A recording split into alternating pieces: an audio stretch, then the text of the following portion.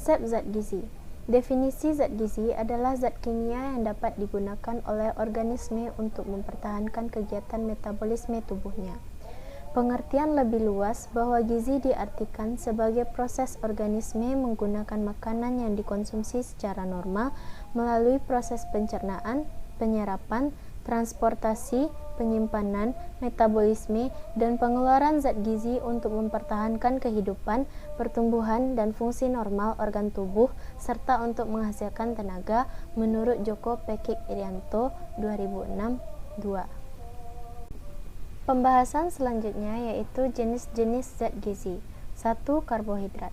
Karbohidrat merupakan komponen zat gizi yang tersusun oleh atom karbon, hidrogen, dan oksigen dengan rasio CnH2nOn. Karbohidrat dikelompokkan ke dalam 3 kelompok besar yaitu monosakarida, oligosakarida, dan polisakarida. A. Monosakarida. Monosakarida dengan unsur senyawa C6H12O6 merupakan gula yang paling sederhana dan terdiri dari molekul tunggal. Monosakarida yang paling banyak ditemukan dan besar perannya dalam sistem pencernaan tubuh terdiri dari glukosa, fruktosa, dan galaktosa. B. Oligosakarida. C. Polisakarida.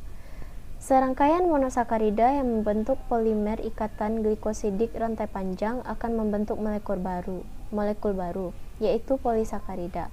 Polisakarida dalam bahan makanan berfungsi sebagai penguat tekstur, yaitu selulosa, hemiselulosa, pektin, dan lignin, dan sebagai sumber energi, yaitu pati, dekstrin, glikogen, dan fruktan.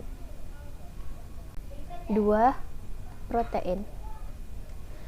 Protein berasal dari bahasa Yunani proteos yang berarti yang utama. Istilah ini pertama kali diperkenalkan oleh seorang ahli kimia Belanda, Gerardus Mulder, yang berpendapat bahwa protein zat yang paling penting dalam setiap organisme. Protein memiliki peran penting sebagai komponen fungsional dan struktural pada semua sel tubuh. Protein memiliki fungsi yaitu sebagai zat pembangun dan pemeliharaan sel-sel jaringan tubuh. Komponen penyusun protein. Protein terdiri atas rantai-rantai panjang asam amino. Sebagaimana unsur organik lainnya, komponen penyusun protein terdiri atas unsur karbon, hidrogen, dan oksigen. Selain itu, ciri khas komponen asam amino yang tidak dimiliki oleh unsur lemak ataupun karbohidrat adalah unsur nitrogen, yang memberikan kontribusi 16% terhadap berat protein. Klasifikasi protein. A. Menurut kemampuan sintesis tubuh. Berdasarkan kemampuan tubuh dalam mensintesis, asam amino terbagi dalam 2 kelompok besar, yaitu asam amino esensial yang berarti tidak dapat disintesis tubuh dan harus didapatkan dari makanan yang dimakan.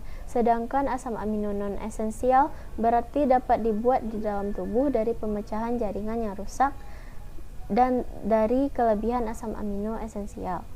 B. Berdasarkan struktur susunan molekul, yaitu protein fibriller dan protein globular.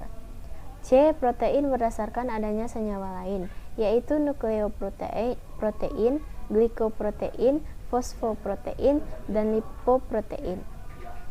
Protein berdasarkan kualitas gizi, yaitu protein lengkap, protein setengah lengkap, dan protein tidak lengkap.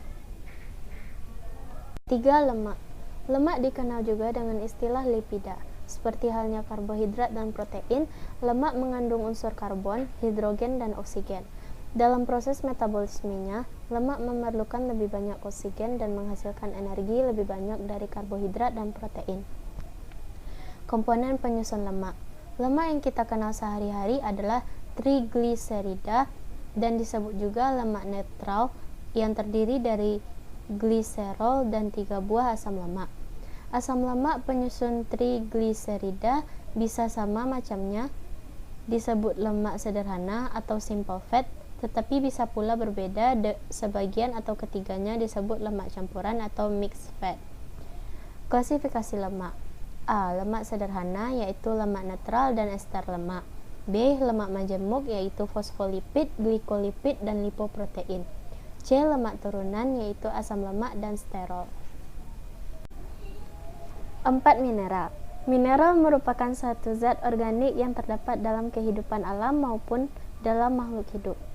Mineral dibagi dalam 3 kelompok berdasarkan jumlah yang diperlukan oleh tubuh, yaitu pertama makromineral, yaitu kalsium, fosfor, magnesium, natrium, kalium, klorida, dan sulfur. 2 mikromineral, yaitu zat besi, seng, tembaga, dan fluorida. 3 ultrace mineral diperlukan dalam jumlah yang sangat kecil, yaitu yodium, selenium, mangan, kromium, molybdenum, baron, dan kobalt. 5. Vitamin. Vitamin merupakan komponen organik yang dibutuhkan dalam jumlah kecil. Vitamin dibutuhkan sedikit namun sangat penting untuk berbagai fungsi metabolisme tubuh, dan umumnya tidak disintesis oleh tubuh sehingga harus diperoleh dari makanan. Vitamin terbagi dua, yaitu vitamin larut dalam lemak, yaitu vitamin A, vitamin D, vitamin E, dan vitamin K, dan vitamin larut dalam air.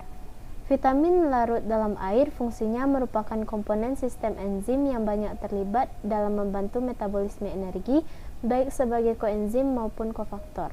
Sedangkan vitamin larut dalam lemak berperan dalam beberapa tahap reaksi metabolisme energi, pertumbuhan, dan pemeliharaan tubuh, pada umumnya sebagai koenzim atau sebagai bagian dari enzim.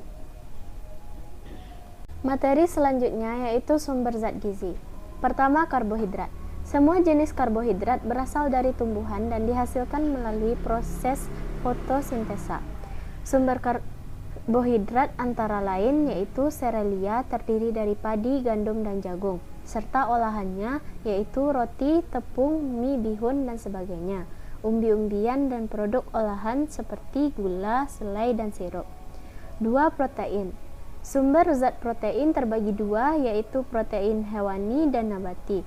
Sumber protein nabati yaitu kacang-kacangan, dan sumber protein hewani yaitu daging, unggas, telur, susu, ikan, dan lain-lain. 3. Lemak.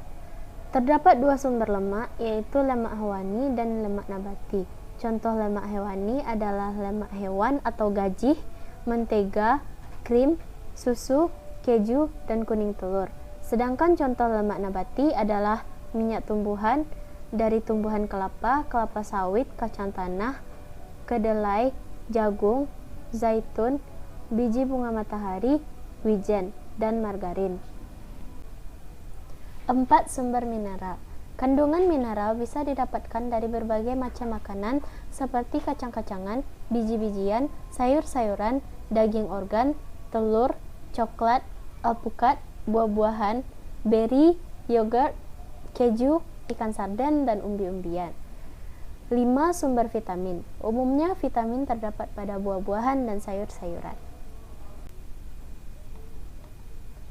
Materi berikutnya yaitu fungsi zat gizi. Yang pertama, fungsi karbohidrat, yaitu sebagai sumber energi, pemberi rasa manis, pengatur metabolisme lemak, menghemat fungsi protein, sumber energi utama bagi otak dan susunan syaraf pusat, dan membantu pengeluaran feses. 2. Fungsi protein, yaitu sebagai berperan dalam berbagai sekresi tubuh, mengatur keseimbangan air, mengatur netralitas jaringan tubuh, dan membantu pembentukan antibodi, serta berperan dalam transportasi zat gizi dan sumber energi. 3. Fungsi lemak, yaitu sebagai sumber energi, pembawa vitamin larut lemak, sumber asam lemak esensial, sebagai pelindung bagian tubuh penting, memberikan rasa kenyang dan kelezatan pada makanan, dan penghemat protein atau protein sparer, dan memelihara suhu tubuh. 4. Fungsi mineral. Secara umum, mineral berfungsi untuk mempertahankan serta menjaga kesehatan tulang dan gigi, berperan penting dalam proses pembentukan energi, menjadi pembawa sinyal pada sistem saraf dan kontraksi otot, menjaga keseimbangan asam basa tubuh, serta menjadi komponen dari enzim dan hormon yang dihasilkan tubuh. 5. Fungsi vitamin. Vitamin dibutuhkan sedikit namun sangat penting untuk berbagai fungsi metabolisme tubuh, dan umumnya tidak disintesis oleh tubuh sehingga harus diperoleh dari makanan. Materi selanjutnya yaitu kebutuhan gizi seseorang. Yang pertama, karbohidrat. Pada perempuan, kebutuhan karbohidratnya yaitu anak-anak sekitar 155-254 gram per hari, usia 10-12 tahun 275 gram per hari, Usia 13-18 tahun 292 gram per hari. Usia 19-29 tahun 309 gram per hari. Usia 30-49 tahun 323 gram per hari. Usia 50-64 tahun 285 gram per hari. Usia 65-80 tahun 252 gram per hari. Dan usia di atas 80 tahun yaitu 232 gram per hari. Kebutuhan karbohidrat pada laki-laki yaitu anak-anak sekitar 155 sampai 254 gram per hari. Usia 10 sampai 12 tahun 289 gram per hari. Usia 13 sampai 15 tahun 340 gram per hari. Usia 16 sampai 18 tahun 368 gram per hari. Usia 19 sampai 29 tahun 375 gram per hari. Usia 30 sampai 49 tahun 394 gram per hari. Usia 50 sampai 64 tahun 349 gram per hari. Usia 65 sampai 80 tahun 309 gram per hari.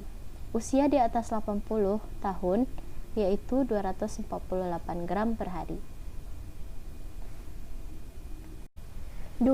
Kebutuhan protein pada perempuan, anak-anak usia 5-11 tahun membutuhkan protein sebanyak 49-60 gram. Remaja berusia 12-25 tahun membutuhkan protein sebanyak 56-69 gram.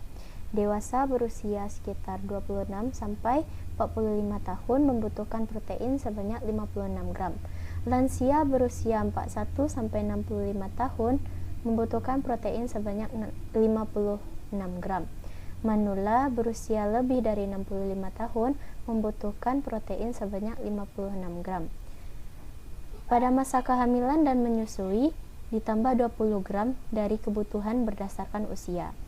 Kebutuhan protein pada laki-laki, anak-anak yang berusia 5-11 tahun membutuhkan protein sebanyak 49-56 gram. Remaja berusia dari 12 tahun sampai 25 tahun membutuhkan protein 62-72 gram. Dewasa berusia 26 tahun sampai 45 tahun membutuhkan protein 62-65 gram. Lansia berusia 41 sampai 65 tahun membutuhkan protein 65 gram. Manula berusia lebih dari 65 tahun membutuhkan protein 62 gram. 3. Kebutuhan lemak. WHO merekomendasikan asupan lemak tidak lebih dari 30% dari asupan total energi per hari. Ini setara dengan 67 gram lemak per hari. 4. Kebutuhan mineral. Ada beberapa jenis mineral yang dibutuhkan tubuh kamu setiap harinya.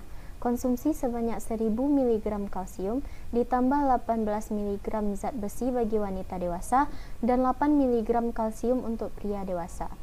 5. Kebutuhan vitamin. Sebanyak 2,4 mikrogram vitamin B12 dibutuhkan untuk pembentukan formasi sel-sel darah merah, metabolisme sel, menjalankan fungsi saraf, dan produksi DNA. Pria dewasa membutuhkan 90 mg vitamin C, sementara wanita dewasa 75 mg vitamin C untuk pembentukan pembuluh darah, pertumbuhan otot-otot tulang, dan memperkuat sistem imun tubuh. 6. Kebutuhan air. Seorang dewasa laki-laki yang tinggal di lingkungan dengan iklim normal biasanya membutuhkan sekitar 15,5 gelas air atau setara dengan 3,7 liter air sehari.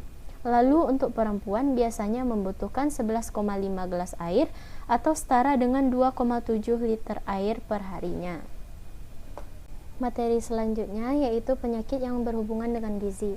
Akibat dari kelebihan gizi yaitu yang pertama obesitas, yang kedua diabetes mellitus atau disingkat dengan DM, yang ketiga jantung koroner, yang keempat hipertensi. Adapun penyakit yang berhubungan dengan kekurangan gizi yaitu kwashiorkor, marasmus, anemia, gondok, hiponatremia, hipokalemia, dan defisiensi vitamin.